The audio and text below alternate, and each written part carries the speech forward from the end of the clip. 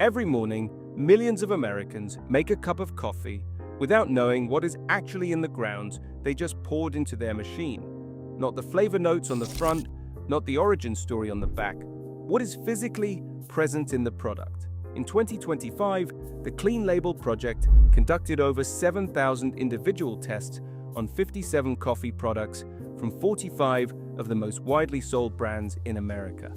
What they found includes a probable human carcinogen present in 100% of products tested, hormone-disrupting plasticizer compounds in 70% of products, and mold toxins linked to liver damage and cancer in a significant portion of commercially available samples, according to peer-reviewed research cited by the World Health Organization. The results were not published by the brands. They were published despite them. These are not trace chemicals that showed up once in a lab anomaly. These are compounds found systematically across the industry in products that carry no warning, no disclosure, and in most cases, no testing program whatsoever. The companies behind them know this research exists. They have made a decision about what to do with it. 8 brands, what the data found inside them, and 3 that have chosen to operate differently. Number 8. Maxwell House Instant Coffee. The Clean Label Project study identified instant and canned coffee formats as carrying the highest measured acrylamide concentrations across all product types tested. Instant coffee is produced by brewing coffee at high temperature and then dehydrating the liquid through either spray drying or freeze drying. The extended thermal processing involved drives acrylamide formation at levels above those found in standard roasted and ground products. Maxwell House is among the most widely distributed instant coffee brands in the United States. Maxwell House carries no certifications from the United States Department of Agriculture, Fair Trade, or Rainforest Alliance. This means the beans used in their products are sourced from conventional agricultural operations, which under current United States import regulations are subject to no maximum residue limits for pesticides. There is no publicly available documentation of third-party testing for mycotoxins, heavy metals, or pesticide residues on Maxwell House finished products. Requests from consumers regarding testing protocols have been directed to general statements of compliance with Food and Drug Administration minimum standards. Minimum regulatory compliance is a legal threshold. It is not a testing program. Number 7. Folgers in the red plastic canister. The Clean Label Project study recorded elevated phthalate concentrations in canned coffee products compared to bagged alternatives. Folgers Classic Roast, sold in a red plastic canister, is the most widely purchased canned coffee product in the United States, holding over 25% of the American retail coffee market.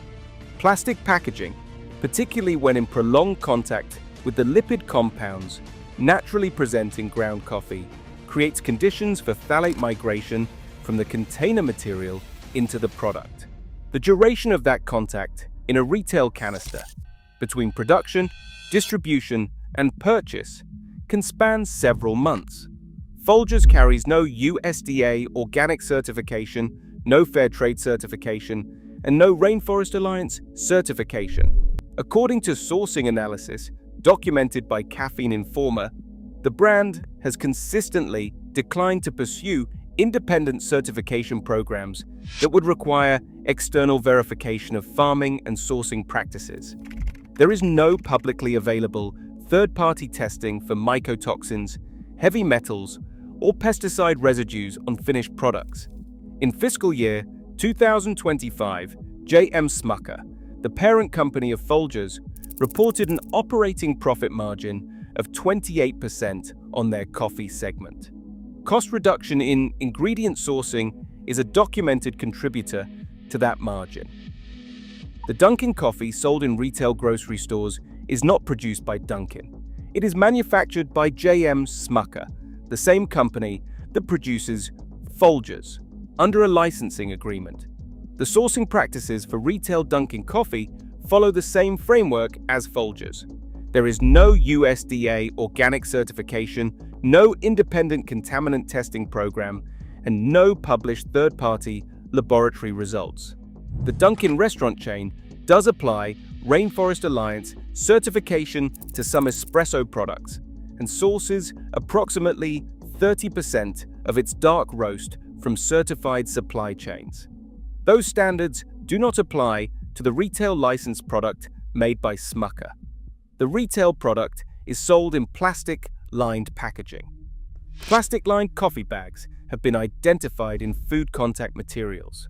Research as a potential source of pH phthalate migration, particularly during extended storage when ground coffee oils remain in sustained contact with the lining. The Dunkin name on the retail bag references an unrelated certified product. The coffee inside the bag was made by the same operation as the red Folgers canister. Number 5. Death Wish Coffee. Death Wish Coffee markets itself on the basis of extreme caffeine content and roasting intensity. The brand has achieved significant commercial reach, particularly through online retail. Death Wish uses a blend of Arabica and Robusta beans.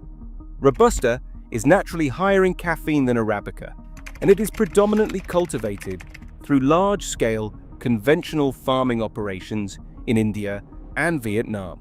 According to the brand's published sourcing information, not all beans in their products carry organic certification. The very dark roast applied to Death Wish products creates a specific concern documented in food safety literature. Roasting reduces certain pesticide residues and kills most active mold organisms. However, according to peer-reviewed research on mycotoxin stability, ochratoxin A is heat-stable enough to survive roasting at standard commercial temperatures.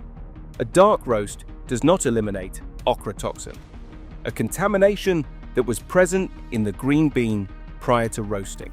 Death Wish does not publish third-party laboratory results for mycotoxins, heavy metals, or pesticide residues. The brand's commercial identity is built on strength claims. The question of what else is present in the product has not been addressed in their public communications. Starbucks. VIA is the brand's instant coffee product line. As documented in the Clean Label Project study, instant coffee is a format category recorded among the highest acrylamide concentrations of all product types tested, a direct consequence of the elevated thermal processing required to produce instant coffee.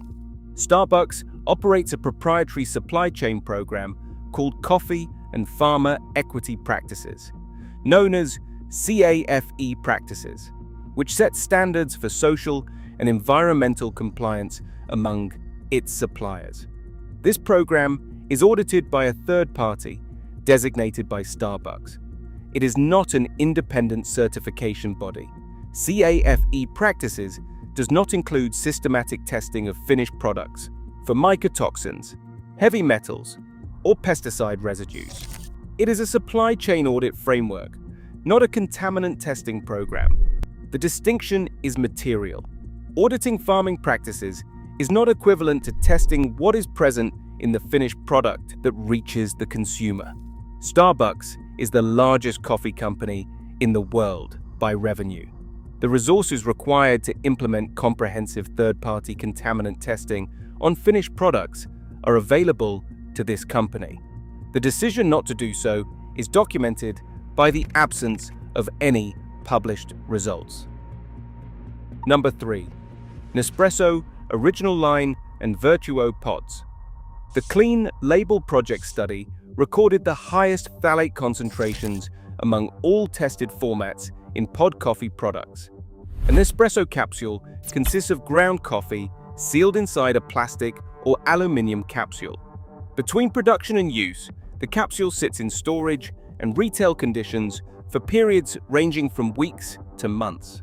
During brewing, hot pressurized water passes through the capsule at temperatures that approach 90 degrees Celsius. The combination of heat, pressure, and the lipid compounds in ground coffee creates documented conditions for the migration of plasticizer compounds from capsule materials into the brewed liquid, and that can lead to measurable migration into the beverage. Nespresso has stated publicly that their capsule materials comply with European food contact regulations. Compliance with food contact regulations establishes a legal minimum. It does not constitute independent testing for endocrine-disrupting compounds in the finished beverage. The coffee contained in Nespresso capsules is sourced from multiple origins, with some lines carrying AAA Sustainable Quality Program certification and Nespresso proprietary standard. There is no publicly available third-party laboratory testing for mycotoxins or heavy metals in the coffee itself. Number 2.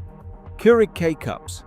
K-Cups present the same pod packaging concern identified in the Clean Label Project study, which found pod format products among the highest phthalate concentration categories tested. K-Cups are the most widely used pod coffee system in the United States, produced by Keurig Dr Pepper, the third largest beverage company in North America. The coffee contained in K-Cups is sourced from multiple supply partners. Some Green Mountain product lines within the Keurig portfolio carry Rainforest Alliance certification. The majority of the Keurig brand's product range does not. There is no brand-wide third-party testing program for mycotoxins, heavy metals, or pesticide residues on K-Cup finished products. Keurig Dr Pepper's public sustainability reporting addresses supply chain standards and emissions targets. It does not address contaminant testing on finished products. The K-Cup format keeps ground coffee in a plastic capsule exposed to heat during brewing. And independent researchers identified it as carrying the greatest phthalate exposure risk among standard home brewing methods. Number 1. Bulletproof Coffee. Bulletproof built its commercial model on a specific claim that conventional coffee is contaminated with mycotoxins, that most consumers are unknowingly drinking mold toxins every morning, and that Bulletproof's proprietary testing and sourcing process eliminates that risk. The brand has charged a price premium of 2 to 3 times the cost of comparable specialty coffee on the basis of that claim. The independent testing data does not support the premise. Coffee Bros, a specialty roaster, conducted independent mycotoxin testing on 6 commercially available coffees, including Bulletproof and a second leading mold-free brand, alongside Starbucks, Peet's, Lavazza, and their own product. The results showed that every product tested, including Bulletproof, returned results below the laboratory's detectable threshold for mycotoxins. Starbucks and Peet's, brands that make no mycotoxin claims, tested identically to Bulletproof. This finding is consistent with how the specialty coffee supply chain works. The Specialty Coffee Association's grading system classifies mold as a primary defect that automatically reduces a coffee's quality score. Any coffee sourced to specialty grade standards is already screened against moldy beans as a condition of its quality classification. The additional mycotoxin testing Bulletproof applies does not identify a contamination problem that the specialty supply chain has not already addressed. According to a statement from Fresh Roasted Coffee, a commercial roasting facility that produces private label products for other brands, some high-priced clean coffee brands sourced from the same third-party roasting operations that supply standard specialty coffee. The production may be identical. The label and the price are not. The Clean Label Project study found that acrylamide was present in 100% of the 57 products they tested, including products marketed as clean coffee. Acrylamide forms during roasting regardless of the organic or mold-free status of the beans. It is a consequence of the roasting process itself, not of contaminated sourcing. Bulletproof's commercial model identified a real but scientifically overstated risk, built a brand identity around consumer fear of that risk, and priced accordingly. The testing data shows the protection being sold does not differ from what a standard specialty grade coffee already provides. Now here is what the data actually supports doing about this. The Clean Label Project study's findings, described by CNN Health Coverage, showed that most contaminants appeared at levels below current regulatory thresholds for individual compounds. The concern researchers documented is not acute danger from a single cup. It is cumulative daily exposure over years of repeated consumption. The appropriate response is not alarm. The appropriate response is selecting products from brands that conduct proactive, independent testing and publish the results. Pick 1. Purity Coffee. Purity Coffee publishes third-party laboratory results for every batch on their website, including testing for mycotoxins, pesticides, heavy metals, and mold. The beans are USDA certified organic and sourced to specialty grade, which means they pass the supply chain screening that already eliminates most mold contamination before any additional testing is conducted.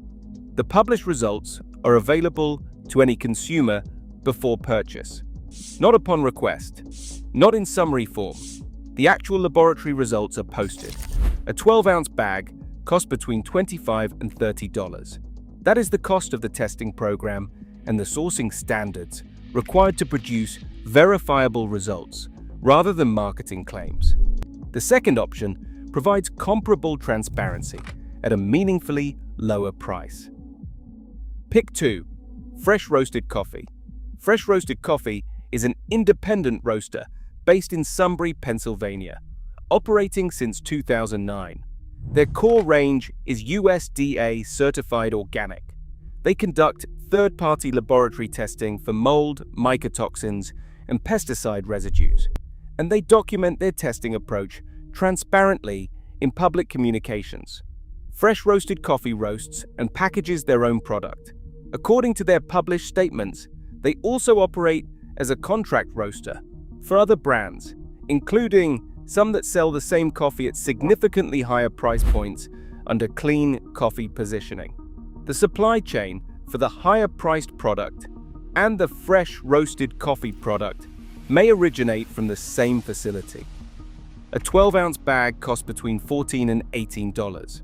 Their testing documentation is equivalent to or exceeds what is available from brands charging twice the price. The third option addresses the format itself rather than the brand. Pick 3. Certified organic whole bean ground immediately before brewing. Whole beans ground at the point of brewing eliminate 2 of the 5 contamination categories identified in this video, and this does not require choosing a specific brand. Pre-ground coffee in plastic-lined packaging accumulates phthalate exposure across the shelf life of the product. Whole beans in foil or valve-sealed bags do not present the same surface area of coffee to packaging contact. The addition of USDA organic certification addresses the pesticide residue category. A published roast date answers the freshness question that compounds acrylamide exposure through over-roasting for shelf stability. A basic burr grinder costs between $30 and $50, and it operates for years. The incremental time cost of grinding whole beans at home is seconds each morning. The reduction in packaging contact exposure is immediate. The question this video is answering is not whether coffee is safe. The CNN coverage of the Clean Label Project study was clear on this. Most compounds were found at levels below existing regulatory thresholds. The real question is whether the brands Americans are buying have decided to find out what is in their products and tell consumers about it. The 8 brands in this video have decided not to. The 3 alternatives presented here have decided differently. That distinction is available to read in the published testing data, not in the marketing copy on the front of the bag.